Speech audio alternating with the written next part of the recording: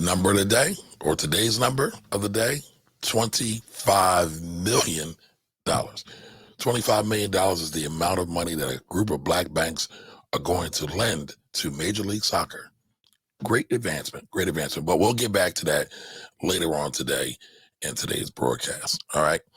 As always, we cover the market rundown. We're going to cover the Ukraine war update. We're going to talk more about this whole black bank Major League Soccer deal, along with a $9.3 million Ponzi scheme that I discovered, that was done by our financial advisor and a team of accountants. Okay. And lastly, we are going to talk about Dapper Dan. And for all of you who don't know me from a can of paint, my name is Kamari Ellis. I'm a tax accountant by day, and I help solve tax people's problems, right?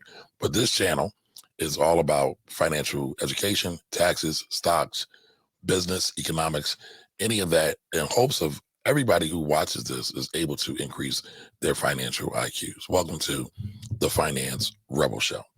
All right. So we got all that out the way. We know there's a lot of carnage, a lot of things going on today, but let's talk about gas prices real quick. I don't know if any of you have seen them, have felt them. They are a force to be reckoned with right now. They are not fun. I just filled up my tank, and that wasn't fun at all. But as we go along with this, I want to show you the national gas average. $4.33, and getting some reports out of California that gas has exceeded $6 over there. Now, we've seen oil pull back, and we'll get back to that later on as well, but we know things are getting really, really tight. But I'm going to tell you something. What always amazes me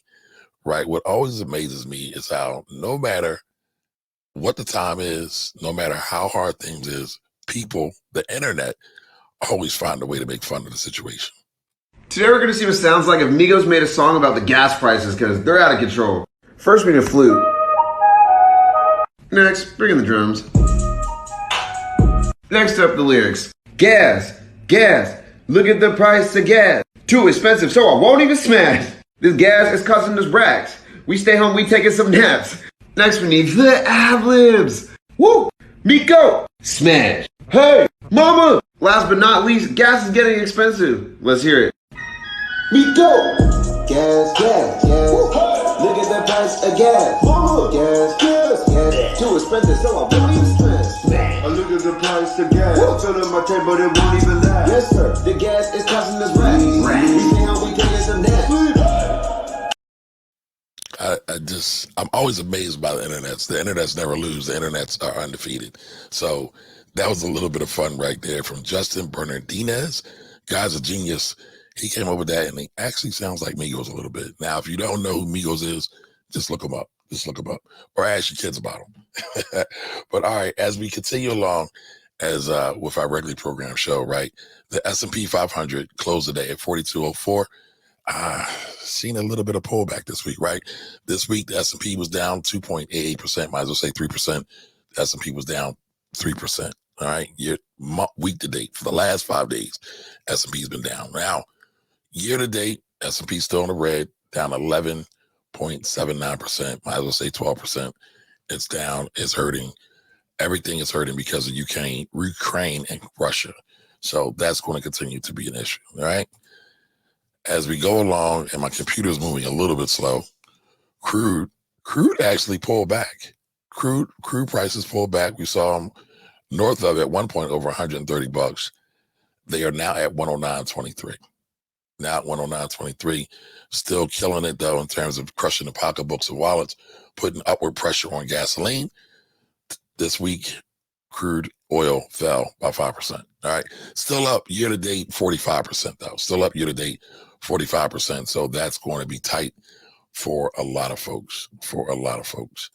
And as we go along doing our market rundown, gold.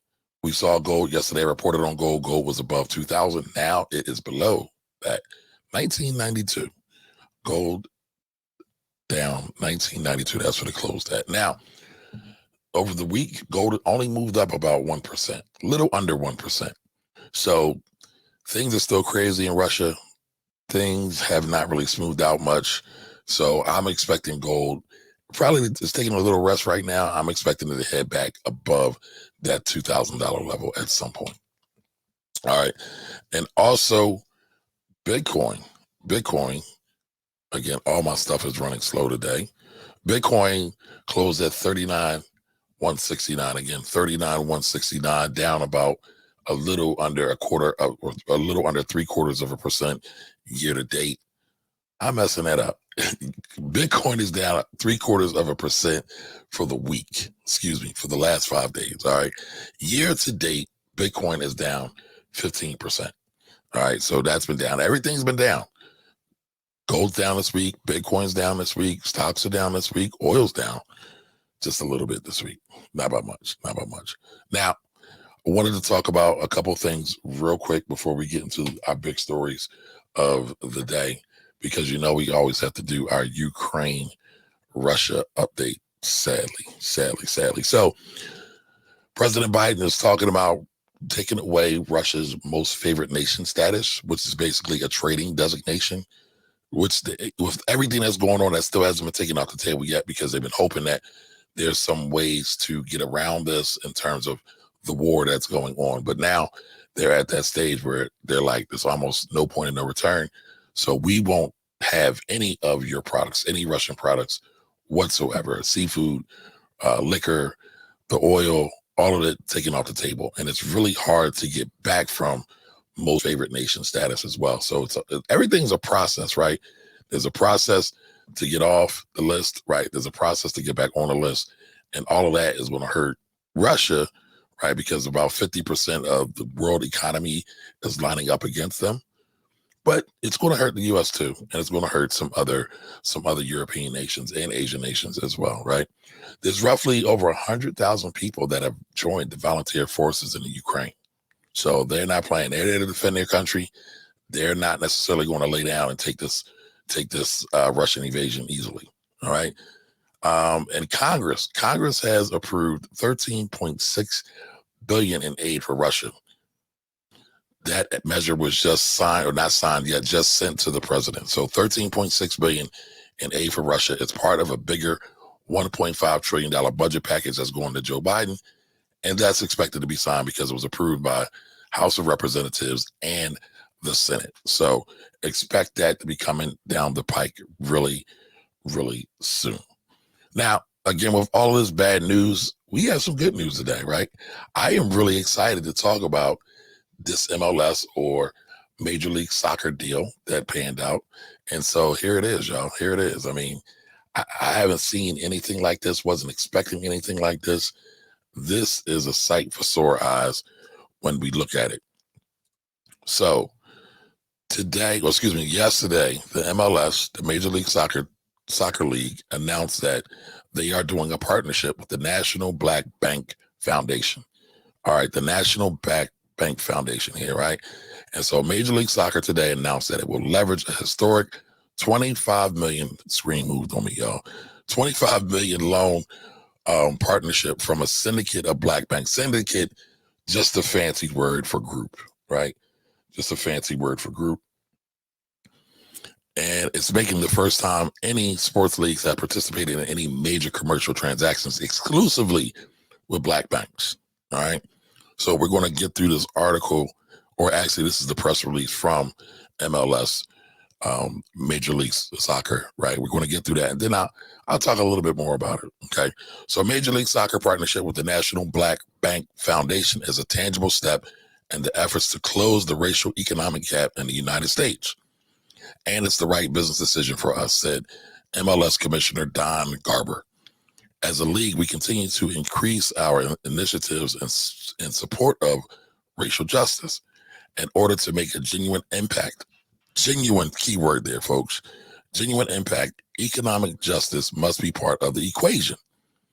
This transaction with a syndicate of community-focused black banks is an important measure, and if it's our hope, this will raise awareness of the importance of black-owned banks and their impact on the economy. I'm actually giddy just reading this. Now, if y'all been following me for a while, y'all know I wrote a whole piece, did a whole video called Dear White People. If you are really concerned about the Black community, you should be doing this, right? Again, Dear White People, if you are concerned with the Black community, you should be doing this. Matter of fact, I will show that on the screen real quick. There's a piece I wrote on Medium a while ago, right? Dear White People, I did it. Got in a lot of trouble about it. Y'all have heard me talk about this. Y'all have heard how some people on my mailing list, some of my clients, some associates did not like that I wrote this, felt that I was being racist, even though I'm just pointing out the obvious. All right. So if you are interested, go look for that on Medium. All you got to do is Google my name and Dear White People. It'll come right up. But I'm really giddy for this. Because it's a step in the right direction. Do I have total faith and confidence that others will follow step and league? No, but one day at a time. That's all we can do. One day at a time. All right. So there's a couple of other points here, right? In facilitating the loan, the NBBF organized a syndicate team led by Atlanta-based Citizens Trust Bank and New York-based Carver Federal Savings Bank. We know that's in Harlem, right? So Harlem's in the house. Now, I was impressed by this because they asked this press release. I was impressed by this press release because they're talking about the wealth gap, the economic impact that Black folks have been feeling for many, many decades, generations. You know, it's a travesty. So a couple other pieces, right? So the syndicate team was led by lead arranger, Citizens Trust Bank, co-lead arranger, Carver Federal Savings Bank. Additional members of the syndicate includes Al-America Bank, which is in Birmingham, Carver State Bank, which is in Savannah, Georgia, Columbia Savings and Loans, which is in Milwaukee, Mechanics and Farmers Bank, which is in Durham, and Unity National Bank, which is in Houston. Comer Capital Group served as the financial and syndicate advisor, and Denton's USLP served as counsel. So again, that's a major thing. That's a great thing. And so when we look at this is actually a great exhibit, a great example of group economics, because you got a whole bunch of Black banks put together, because we know Black banks have been underfunded, and sadly they have not been patronized by the Black community in its adequate right either. But they said, all right, how are we going to be creative and get around this? We're going to put our forces together to make this deal happen. I say that's smart. 25 million. Now, MLS, Major League Soccer, only does about $1 billion in revenue annually. Think about this though for a minute. What if the NFL structured something similar, right? We had all this Colin Kaepernick brouhaha, all this boycott and brouhaha. It seems like the NFL didn't want to be creative with anything until this quote unquote joining forces with Jay-Z and doing this Super Bowl thing, and Rock Nation taking over the Super Bowl's entertainment. That was the last time, because they basically got rid of Kaepernick, because Kaepernick did get a payoff, right? But what if the NFL would have said, because the NFL is a $25 billion firm, $25 billion. What did they say? You know what? Let's get some Black banks together and let's deposit some money in some Black banks, because our players are predominantly Black. If we want to have a real impact in our players' lives, wouldn't have cost them a red cent. Could have just made the deposits.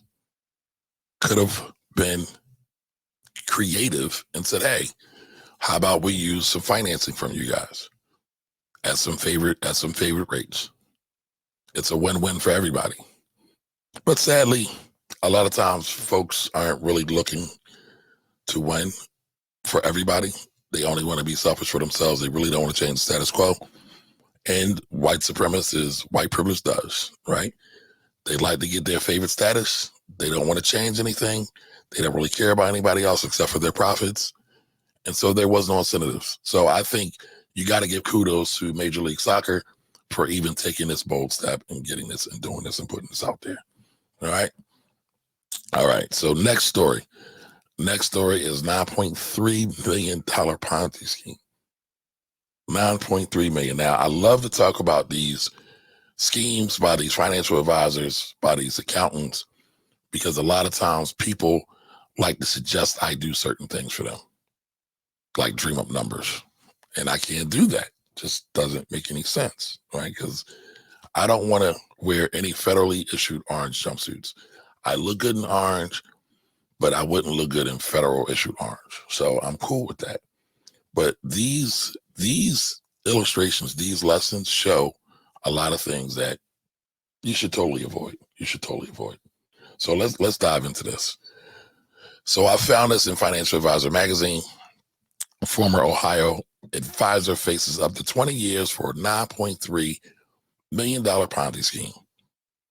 All right, so former investment advisor Raymond Aker of Avon, Ohio, was found guilty of stealing $9.3 million from clients in an elaborate Ponzi scheme that involved two other colleagues at his firm, Safeguard Wealth Management, the U.S. Attorney Office said. His co-defendants advisor Tara Bernst, an accountant, the accountant's always there. The accountant and the lawyer are always the keys to the kingdom. The accountant, Kevin Krantz, previously pled guilty to their part in the scheme, and both are awaiting sentencing that could mean a maximum of 20 years in prison for each of them. Erica is scheduled to be sentenced July 7th. His trial lasted 4 days, and a jury found him guilty after 3 days of deliberations, according to Cleveland.com. All right. So just reading some of the meat of this, Erica had owned several investment and asset management companies under the Safeguard Wealth Management brand beginning in 2003, according to the September 2020 indictment. In addition, he formed GenSource Financial Assurance Company in September of 2012 and Providence Securities in January 2015. This is a key thing here. This is a telling thing here. When you see people like to jump around and they got all different kind of stuff, moving all different kind of places, never know where they're at, never know how long they're going to be there, that's a clue. That's a red flag. That's a flag. People, anytime people are trying to really make money, they want to be stable. They don't want a whole bunch of fuss and muss. They want to keep things stable because they just want to make money and they want to get to the business of making money. And they're not trying to have a whole lot of operations interruptions in that, because every operation interruption is a setback, which means every setback means it takes you longer to make money or stops you from making money. Any real business person understands that. All right, so here's a little bit more meat from this, right? So from January 2013 through January 2018, Erica, with the help of Burns and Krantz, ran a Ponzi scheme, including at least 54 individuals. Now, quick math, 54 divided into 9.3 is somewhere around 150, 160, maybe $170,000 per person. All right, so at least 54 investors to purchase about 9.3 million in annuities and senior secured notes in GenSource and Provident. Key thing, buying annuities, make sure they're from real insurance companies. Only insurance companies through their brokers, right? They might have salespeople, but make sure they are being issued from a real life insurance company. One you can track down, one you can call, one you can find a building for, all right? Like tangible. All right, so senior secured notes in GenSource and Provident when neither company was authorized to issue such investment vehicles. I got a technical issue with that, but I'm leave it alone for right now. The indictment stated Erica misrepresented those investments as annuities and senior secured notes with no risk of loss and guaranteed rate of return. But instead of going into those secure, low-risk investments, the money raised from new investors was diverted into Erica's personal bank account and used to pay returns to previous investors. So that's the thing that makes a Ponzi. The new people pay the old people. The old people walk. At some point, somebody gets left holding the bag. So it's never a good thing. Never a good thing.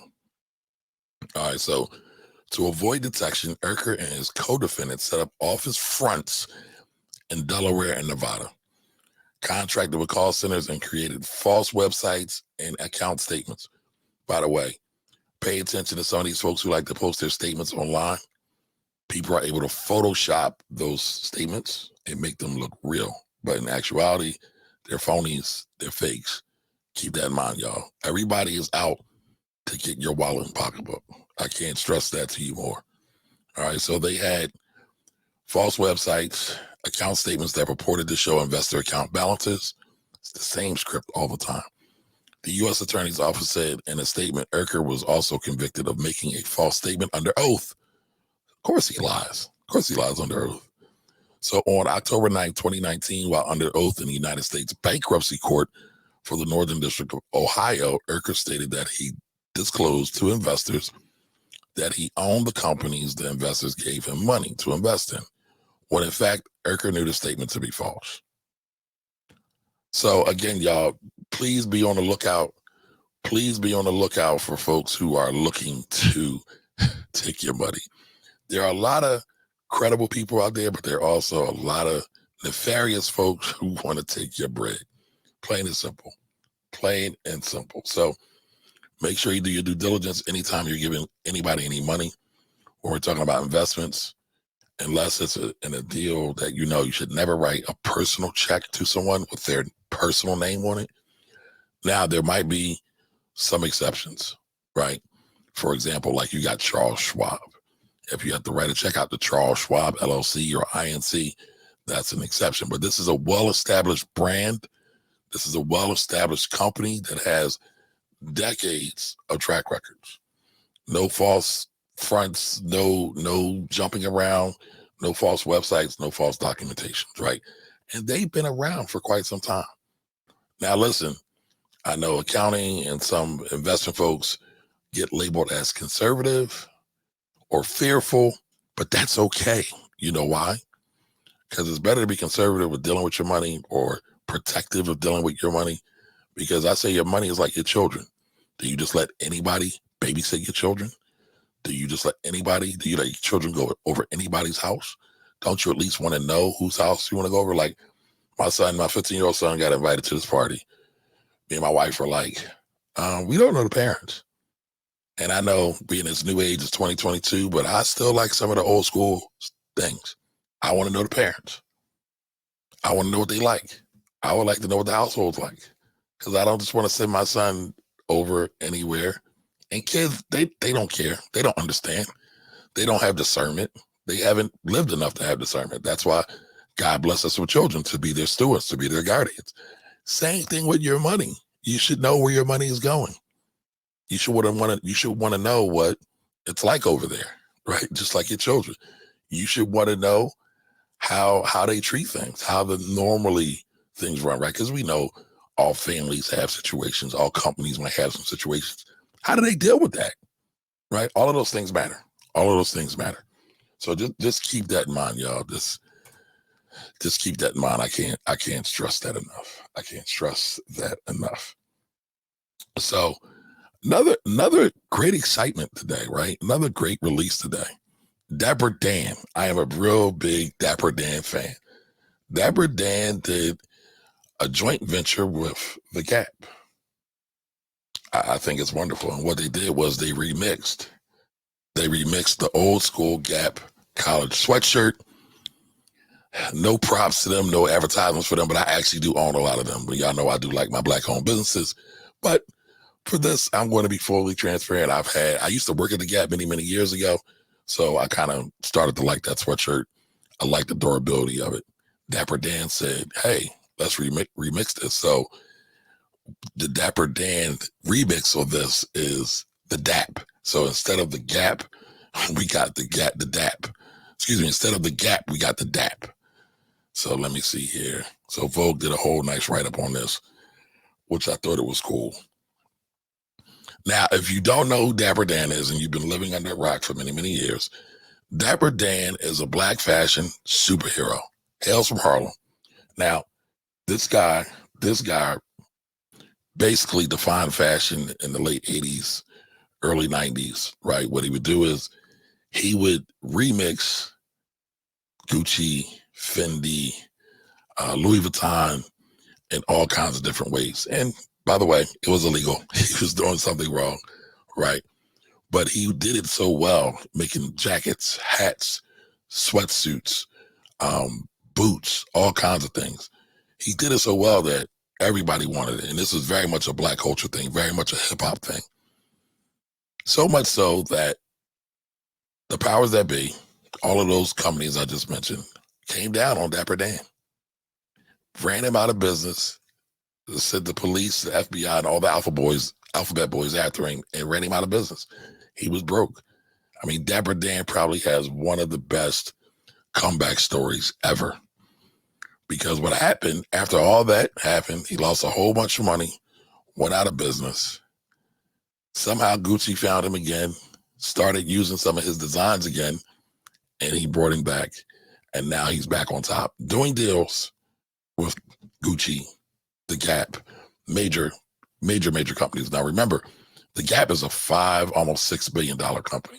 They used to be much bigger many years ago. They're starting to get their legs back. But one of the things The Gap has always done is they've always found a way to leverage hip hop. If any of y'all remember, back in the 90s, LL Cool J was one of their first ambassadors. And actually, he wore a FUBU hat in the commercial. If you haven't watched that commercial, Google that commercial, watch that commercial. That commercial is a great piece of history. But The Gap has figured out how to work with hip hop. LL working with Kanye now, some others, and now Dapper Dan as well. So this is a great thing. I'm not sure how much money he made on this, but anyway, he's still being out in the limelight, showing that black fashion is a thing. We can remix anything and make it flyer, give it more swag. I think it's great. Now here is an excerpt from the article that he talked about, right?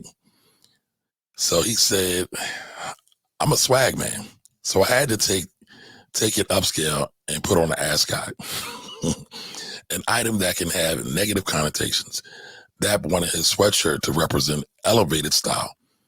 My vision was about destigmatizing the hoodie, he says, and we know what that's about, right? At certain points in history, it's been used to represent the dark side of our culture. So this was presenting it in a way that shows you can wear this and be fly, be international, and be elegant. Now, I am not a swag man. I'm not. The best you might get out of me is a fly dashiki on a good day. But I'll wear a Gap or Dap sweatshirt. They're a limited edition. I don't know how many are available. I don't even know if I can afford to buy one, but I'll look it up. But I would wear a Dap sweatshirt, but I'm not going to put an ascot on. That's not my style. I'm not going to put an ascot on at all. Not at all. So, again, this is always great stuff. Always great stuff. And I wanted to share this thing with you real quick because, like I said, I am a big Dapper Dan fan, so I wanted to share this with you. There's nothing that you can get involved in that history won't be an asset for, you know. And the key to history of no matter what it is reading. And so once I realized that there, I said I'm gonna read about anything that I want to know. I'm gonna read about it. And I just read my way out of every situation that I've ever been in. Being a student of the game. And you're well read, and we have your book now to read and also learn from, man. What are you most proud of about the book? The ability for the book to show people, younger people and other people, how far we've come and how important it is for us to read and find out and know our history. That's what this is. You know, this is a book about the history of at the bottom. You know what it's like to be at the bottom and rise up from the bottom. That's what I wanted to conquer the world. Yeah, that's to me that's awesome. I mean, because he clearly is an older gentleman, right? But he's still able to renew himself, and part of the reason he was able to renew himself is because he kept reading. If you have not read Dapper Dan's book, it's called Made in Harlem. I would suggest everybody to read it and try not to order from a big big conglomerate, order from your local black bookstore. All right, order from your local black bookstore. Now, as we get ready to get out of here, we always have to do our thing. We always have to do our affirmation of the day.